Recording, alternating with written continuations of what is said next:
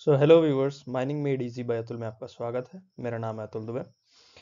आज हम लोग WCL का पेड अप्रेंटिसशिप का जो एप्लीकेशन आया हुआ है नया 2022 में, उसके बारे में डिस्कस करने जा रहे हैं। ये एक पेड एप्लीकेशन है both for diploma as well as graduates के लिए, मतलब बीटेक होल्डर्स के लिए। तो आइए चलिए देखते हैं।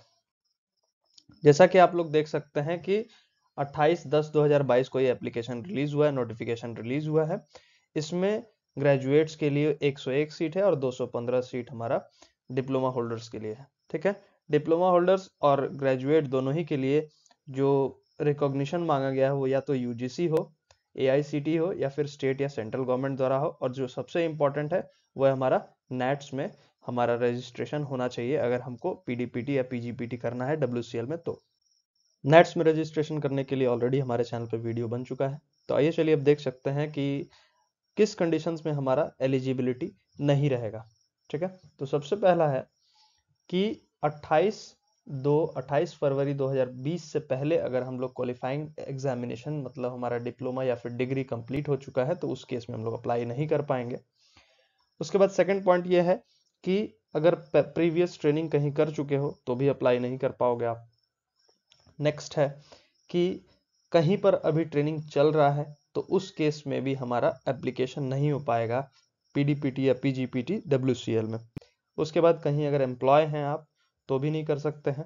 अगर कहीं रेगुलर कोर्स कर रहे हैं, फॉर एग्जांपल डिप्लोमा के बाद अगर आप डिग्री कर रहे हैं, तो उस केस में भी आप यहाँ पे अप्लाई नहीं कर सकते हैं। ठीक है, उसके बाद कहीं पर आपको PDPT ऑलरेडी अलॉट हो चुका है तो उस केस में भी नहीं कर सकते हैं आप। उसके बाद हमारा एज वाला जो फैक्टर है, 22 नवंबर 2022 में अगर आपका 18 साल नहीं हुआ है उस दिन तक, तो आप अप्लाई नहीं कर सकते हैं। और इनिशियल मेडिकल एग्जामिनेशन में अगर अनफिट हो गए तो भी आप इस पे अप्लाई नहीं कर सकते हो। अब नेक्स्ट देख लेते हैं। चूंकि एक पेड अप्रेंटिसशिप होगा तो इसमें स्टाइपेंड जरूर मिलेगा। तो वो स्टाइपेंड जो है ग्रेजुएट्स के लिए 9,000 पर मंथ है और डिप्लोमा होल्डर्स के लिए 8,000 पर मंथ है। पीरियड ऑफ ट्रेनिंग कितने दिन का होगा? तो 12 महीने का होगा, मतलब 1 साल का हो गया। और उसके बाद एक इंपॉर्टेंट नोट है कि it shall not be obligatory on the part of WCL to offer employment to an apprentice who has completed his or her apprenticeship, nor it shall be obligatory on the part of apprentice to accept employment from WCL। मतलब यही है कि आप इस training करने के बाद दावा नहीं कर सकते हैं कि आपको WCL जॉब देगा ही देगा। मतलब आप ऐसा नहीं बोल सकते हैं कि WCL में हम ट्रेनिंग किए तो हमको आपको रखना ही पड़ेगा as a permanent employee. Okay, next reservation पे बात कर लेते हैं। तो रिजर्वेशन हमारा जो है अप्रेंटिसशिप एक्ट के हिसाब से जो रिजर्वेशंस लागू हो रहे हैं वो सब दिया जाएगा। उसके बाद जो भी SC ST या फिर OBC जो हैं उनको अपना कास्ट सर्टिफिकेट प्रोड्यूस करना पड़ेगा, और वो भी एक पर्टिकुलर फॉर्मेट जो वैलिड फॉर्मेट है, जो कॉम्पिटेंट अथॉरिटी जो एक्चुअली में आपको ये सर्टिफिकेट प्रदान कर सकते हैं उन्हीं द्वारा होना चाहिए, और ये वैलिड डेट के साथ होना चाहिए जब वेरिफिकेशन होगा तब। ठीक है, उसके बाद C और D में एक इंपॉर्टेंट पॉइंट ये लिखा है कि अब हम लोग सब कोई मान लीजिए अगर अप्लाई कर रहे हैं तो इस पे एक मेरिट लिस्ट बनेगा। मेरिट लिस्ट में कुछ लड़कों का नाम सीनियरिटी लिस्ट में ऊपर होगा, कुछ नीचे होगा, और उसमें कैटेगरी वाइज भी होगा। ठीक है, अब मान लीजिए कैटेगरी वाइज में क्या है कि इसमें C नंबर पॉइंट में ये लिखा है कि SC ST के लिए ये पॉइंट है। मान लीजिए SC या ST का सीट, जैसे ST का सीट मान लीजिए 10 है, अप्लाई किए 8, तो उस केस में 2 बैकलॉग हो गया, तो वो बैकलॉग जो है SC फिल कर सकते हैं ST वाले का। सिमिलरली SC में मान लीजिए 10 सीट है और 8 लड़के अप्लाई कर दिए हैं, तो जो बैकलॉग होगा वो ST वाले भी फिल कर सकते हैं। अगर कोई भी नहीं मिलता इनमें से, तो SC ST को छोड़ के बाकी कोई भी, मतलब जनरल कैटेगरी या फिर OBC वाले को ये सीट दिया रहेगा as per the merit list में जो सीनियरिटी रहेगा। और सेम चीज OBC के लिए भी है कि मान लीजिए OBC में कोई लड़का नहीं मिलता है, चाहे कोई अप्रेंटिस नहीं मिलता है हमको कि जिसको ट्रेनिंग दिया जा सके, तो उस केस में जो भी अदर कैटेगरी के सीनियरिटी लिस्ट के हिसाब से जो होगा, मेरिट लिस्ट में जो होगा, उसको ये सीट प्रदान किया जाएगा। ओके, अब एप्लीकेशन कैसे करना है? तो सबसे पहला जो मोस्ट इंपॉर्टेंट चीज है वो नेट्स पे एप्लीकेशन होना चाहिए। तो अभी तक अगर नेट्स पे नहीं अप्लाई किए आप लोग तो जरूर नेट्स पे अप्लाई करें। और नेट्स पे कैसे अप्लाई करना है ये हमारे चैनल पे वीडियो बन चुका है। अभी आई बटन में आपको लिंक भी दिख रहा होगा। तो नेट्स पे अप्लाई करने के बाद आपको क्या करना है कि WCL के वेबसाइट पे जाना है और उसके बाद वहां से ऑनलाइन एप्लीकेशन हो सकता है। सिर्फ और सिर्फ ऑनलाइन एप्लीकेशन ही एक्सेप्टेड है, ठीक है, और कोई मोड ऑफ एप्लीकेशन एक्सेप्टेड नहीं होगा, ठीक है।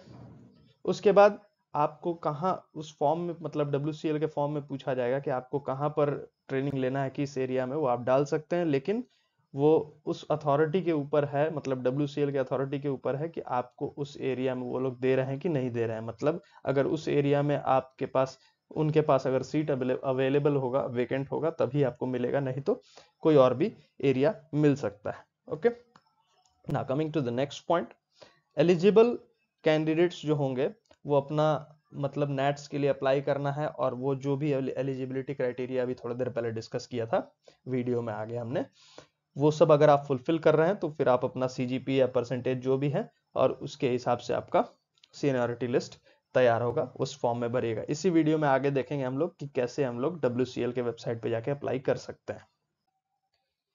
उसके बाद सिलेक्शन प्रोसीजर क्या है। सिलेक्शन प्रोसीजर में आपका कहाँ से आप हैं, पहला उस पर प्रायोरिटी दिया जा रहा है। जैसे महाराष्ट्रन कैंडिडेट्स हैं या फिर मध्य प्रदेश के आप हैं, तो उस केस में आपको फर्स्ट प्रायोरिटी दिया जाएगा।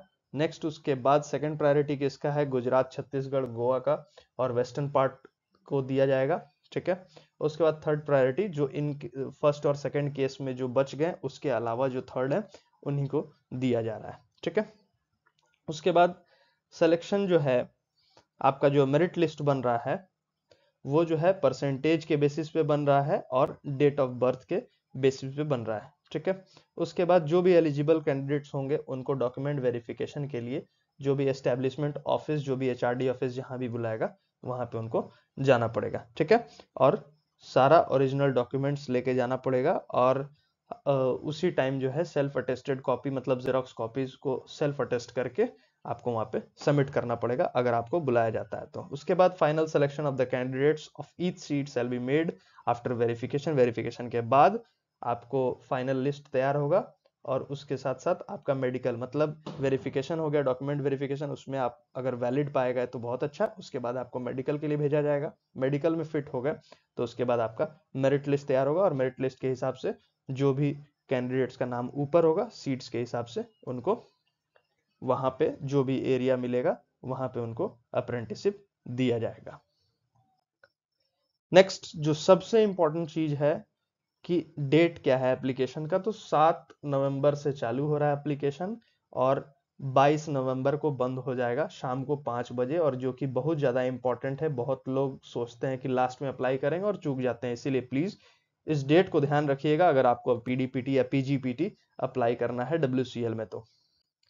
अब उसके बाद अप्लाई करने के लिए क्या करना है कि WCL के ऑफिशियल वेबसाइट पे wcl.com लिख देंगे, या फिर सिर्फ WCL गूगल पे लिख देंगे तो पहला लिंक WCL का आएगा।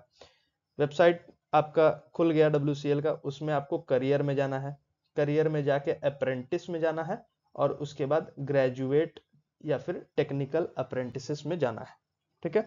उसके बाद कुछ ऐसा पेज खुलेगा जो कि हमने ऑलरेडी ओपन कर रखा है।